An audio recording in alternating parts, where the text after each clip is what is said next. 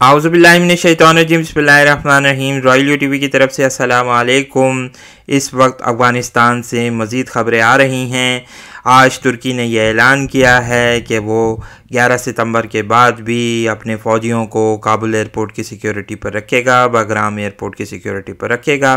जबकि तालिबान ने यह कहा है कि हम ये किसी तौर पर भी बर्दाश्त नहीं करेंगे। आप लोगों से गुजारिश है कि आज की वीडियो को पूरा देखें, साथ साथ बेल आइकन के बटन को हिट करें, चैनल को सब्सक्राइब करें और वीडियो को लाइक या डिसलाइक करना मत भूलें। बात करते हैं तालिबान की, जहां पर उन्होंने ये बात कही कि तुर्क फ़ौजी किसी तौर पर भी अफ़गानिस्तान में मौजूद नहीं रह सकते, नेटो की प्रेजेंस अब बर्दाश्त नहीं की जाएगी। साथ ही साथ उन्होंने ये भी कहा कि अगर कोई भी गैर मुल्की फ़ौजें 11 सितंबर के बाद अफ़गानिस्तान में मौजूद रहीं तो उन पर हमले किए जाएंगे और उनके ख़िलाफ़ वैसे ही जिहाद किया जाएगा जैसे कि 20 साल से जिहाद हो रहा है। और ये उन्होंने कहा कि तालिबान जो जिहाद कर रहे हैं वो उन उलमा के फतवे के मुताबिक है जिसके बुनियाद पर आज से 20 साल पहले जिहाद शुरू किया गया था और अब इन फ़ौजियों पर भी हमले जारी रखे जाएंगे। यही वजह है कि महसूस ये हो रहा है कि अब अफ़गानिस्तान ख़ास तौर पर तालिबान और तुर्की के दरमियान ताल्लुकात में मज़ीद कशीदगी आएगी। गो कि रसूलुल्लाह सल्लल्लाहु अलैहि वसल्लम की अगर पेशन गोइयों को देखा जाए तो तालिबान ही वो लश्कर हैं जो कि फ़तह कुस्तुनतुनिया में मुसलमानों की मदद करेंगे। इसलिए हम उम्मीद करते हैं कि तुर्क अपनी ज़िद को छोड़कर वापस चले जाएंगे और साथ ही साथ एक अच्छे ताल्लुकात की इब्तदा हो सकेगी जो कि तुर्की और तालिबान के दरमियान मौजूद रहेगी। लेकिन हालात कशीदा हो रहे हैं आहिस्ता आहिस्ता। तुर्की भी ये चाहता है कि अफ़गानिस्तान में अपने इन्फ्लुएंस को कायम रखा जाए।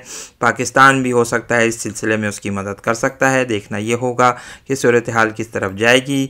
इसके अलावा ये बात भी आपको बताते चलें कि वस्त एशियाई रियासतें भी तशवीश का इजहार कर रही हैं। वो ये कह रही हैं कि तालिबान की पेशकदमी तेज़ी से जारी है जिससे इनके मुल्कों में हालात बिगड़ सकते हैं, ख़ास तौर पर उज़्बेकिस्तान, ताजिकिस्तान और तुर्कमानिस्तान के हालात। इसके अलावा उन्होंने ये भी कहा है कि अगर इन मुल्कों में कोई भी अफ़गानिस्तान से उज़्बेक, ताजिक या तुर्कमान दाखिल हुआ तो उसको वापस अफ़गानिस्तान में भेज दिया जाएगा। यही वजह थी कि उज़्बेकिस्तान ने उन सिपाहियों को वापस भेज दिया है जो कि तालिबान के डर से उज़्बेकिस्तान में पनाह के लिए दाखिल हुए थे। और लग रहा है आइंदा के आने वाले हालात के मुताबिक लगता यही है कि अब हालात मज़ीद ख़राब होते हुए हमें नज़र आएंगे। इसके अलावा हम ये आपको बात बताते चलें कि तालिबान कोशिश ये कर रहे हैं कि अफ़गानिस्तान के मगरबी इलाकों में उज़्बेक और ताजिक और तुर्कमान कमांडर्स को जो है वो इलाका दिया जाए और उनको मुंतखब किया जाए, क्योंकि यही वो लोग हैं जो अफ़गानिस्तान में तालिबान के साथ लड़ने के लिए दाखिल हुए थे। और अब ये लोग चाहते हैं कि उज़्बेकिस्तान, ताजिकिस्तान और तुर्कमानिस्तान में एक इस्लामी हुकूमत कायम की जाए, जैसा कि रसूलुल्लाह सल्लल्लाहु अलैहि वसल्लम की अहादीस में भी बयान हुआ है। हम उसकी तरफ आएंगे, खुरासान से आने वाले लश्करों की तरफ बयान करेंगे। लेकिन साथ साथ ये बात भी बताते चलें कि ताजिकिस्तान और तुर्कमानिस्तान कोशिशें कर रहे हैं कि तालिबान को तस्लीम कर लिया जाए और उनका रवैया काफ़ी पॉजिटिव नज़र आता है। उज़्बेकिस्तान इस मामले में सबसे ज़्यादा तशवीश का शिकार नज़र आता है, क्योंकि उसको ये डर है कि उज़्बेकिस्तान के वो लोग जो कि तालिबान के साथ लड़ते रहे अब उनकी इन्फिल्ट्रेशन होगी और वो साथ साथ कोशिश करेंगे कि इन इलाकों में अपनी हुकूमत को कायम करने की जो कोशिशें हैं वो मज़ीद तेज़ कर दी जाएं। यहाँ पर रसूलुल्लाह सल्लल्लाहु अलैहि वसल्लम की उन अहादीस को हम पढ़ेंगे जो आपने खुरासान के लश्करों के हवाले से की हैं, ताकि मज़ीद आप इसमें जो है मालूमात में हमारी इजाफ़ा हो सके। मुस्नद अहमद की रिवायत हदीस नंबर 23,406 हज़रत बुरीदा रज़ी अल्लाह ताला अन्हु से मरवी है कि मैंने नबी सल्लल्लाहु अलैहि वसल्लम को फरमाते हुए सुना है कि अनकरीब मेरे बाद बहुत से लश्कर रवाना होंगे। तुम खुरासान की तरफ जाने वाले लश्कर में शामिल हो जाना और मर्व नामी शहर में पड़ाव डालना, क्योंकि इसे ज़ुल्करनैन ने बनाया था और इसमें बरकत की दुआ की थी, इसलिए वहाँ रहने वालों को कोई नुकसान नहीं होगा। ये हदीस आप पढ़ सकते हैं जिल्द नंबर 10 में मुस्नद अहमद की। अब सवाल ये पैदा होता है कि ये मर्व शहर कौन सा है। अगर तारीख़ी एतबार से देखा जाए तो मर्व नाम का एक शहर तुर्कमानिस्तान के इलाके में वाक़ था, जो कि एक सिल्क रूट पर यह शहर कायम था, जहां आज एक मेरी नाम का शहर मौजूद है जो कि अशकाबाद के करीब है। हम नक्शे में आपको दिखाएंगे भी। यहाँ पर आपको तारीख़ी हवालों से ये बताते चलें कि मर्व शहर को ज़रतश नबी के ज़माने में कायम किया गया था। ज़रतश के मुताल्लिक़ ये बात कही जाती है कि ये अल्लाह के नबी और बरगुज़ीदा बंदे थे, जिनके डिसाइपल, जिनके शागिर्द साइरस द ग्रेट यानी हज़रत ज़ुल्करनैन, जिनका सूरह कहफ में ज़िक्र हुआ है, उन्होंने इस शहर को दोबारा कायम किया था, क्योंकि ये शहर खंडरात का शिकार हो गया था। लेकिन बाद में हज़रत ज़ुल्करनैन ने अपनी इस एक्सपीडिशन में, जिसका कुरान मजीद में ज़िक्र आया है, इस शहर को बसाया था।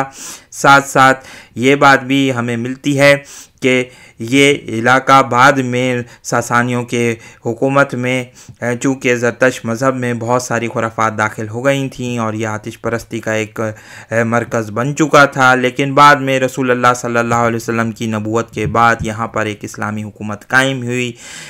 खुलफाए राशिदीन के ज़माने में यहाँ पर मुसलमानों ने अपना फतूहात को मुस्तहकम किया और यहाँ पर इंतहाई शानदार मुसलमान और इस्लामी तहज़ीब का आगाज़ हुआ। और फिर अब्बासी दौर खिलाफत और ख्वारज़म के दौर खिलाफत के आते आते इंतहाई शानदार यहाँ पर कुतुब खाने तामीर किए गए, बड़ी बड़ी इमारतें कायम की गईं। साथ साथ फिर बड़े बड़े लोग यहाँ पर पैदा हुए जिन्होंने यहाँ के कुतुब खानों से इस्तिफ़ादा किया। लेकिन बाद में चंगेज़ खान के ज़माने में इस शहर को आग लगा दी गई थी और इसके कुतुब खानों को बर्बाद कर दिया गया था। यहाँ तुर्कों के सुल्जूक सुल्तानों के बड़े बड़े मज़ार भी आज भी नज़र आते हैं। और फिर इसकी जो आखिरी डिस्ट्रक्शन हुई थी वो सफ़ी बादशाह के ज़माने में हुई थी, जहाँ सुन्नियों के शहर को आग लगा दी गई थी और तबाह व बर्बाद कर दिया गया था। ये आप इन तस्वीर में देख सकते हैं। ये शहर तुर्कमानिस्तान के दारुल हुकूमत अशकाबाद के करीब मौजूद है। इसको थोड़ा सा हम आपको गूगल मैप्स में दिखाते हैं ताकि आपको अंदाज़ा हो कि ये शहर कहाँ पर वाक़ है। ये आपको बताते चलें कि ये सिल्क रूट पर वाक़ था, जहाँ से मुख्तलिफ़ मुल्कों को तिजारत होती थी, यानी यहाँ से तिजारती काफ़िले चीन तक जाते थे, अफ़गानिस्तान और उस ज़माने में हिंद में दाखिल हो जाते थे। इसके अलावा ईरान के से होते होते ये तुर्की की जानिब भी चले जाते थे और फिर यूरोप में दाखिल हो जाते थे। यहाँ पर हम आपको बताते चलें कि अफ़गानिस्तान से अगर तालिबान का लश्कर दाखिल होता है तो यकीनी तौर पर फ़तह कुस्तुनतुनिया का, जिसका ज़िक्र हमें रसूलुल्लाह सल्लल्लाहु अलैहि वसल्लम के हदीस में होता है, अगर वो कोई भी रूट मुस्तकबिल में इख्तियार करते हैं तो यकीनी तौर पर वो इसी रास्ते से गुजरेंगे, जहाँ पर वो अशकाबाद के रास्ते से होते हुए तेहरान और फिर कुस्तुनतुनिया जा सकते हैं। और रसूलुल्लाह सल्लल्लाहु अलैहि वसल्लम की इस हदीस को, जिसको हमने अभी पढ़ा, उससे महसूस ये होता है कि यहीं कहीं करीब में ही मर्व शहर के करीब ही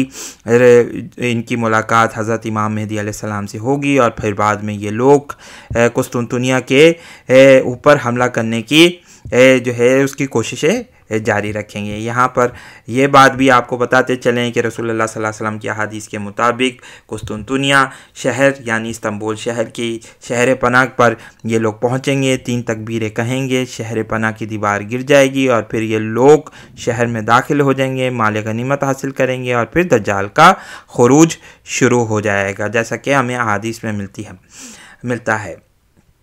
यहाँ पर यह बात भी आपको बताते चलें कि पॉसिबिलिटी ये मौजूद है अपनी जगह कि अशकाबाद शहर का ज़िक्र किया गया हो, मर्व शहर कहा गया, पॉसिबिलिटी है क्योंकि मर्व शहर के ही बहुत ही करीब अशकाबाद को तामीर किया गया। ये इंतहाई खूबसूरत शहर मुसलमानों का तुर्कमानिस्तान के इलाके में वाक़ है, मुल्क में वाक़ है। तुर्कमानिस्तान तेल और गैस की दौलत से शानदार मुल्क ये कायम है। यहाँ पर वस्त एशिया में, वस्त एशिया का नक्शा भी शायद आपको हम दिखा सकें, पॉसिबिलिटी हमारे यहाँ है।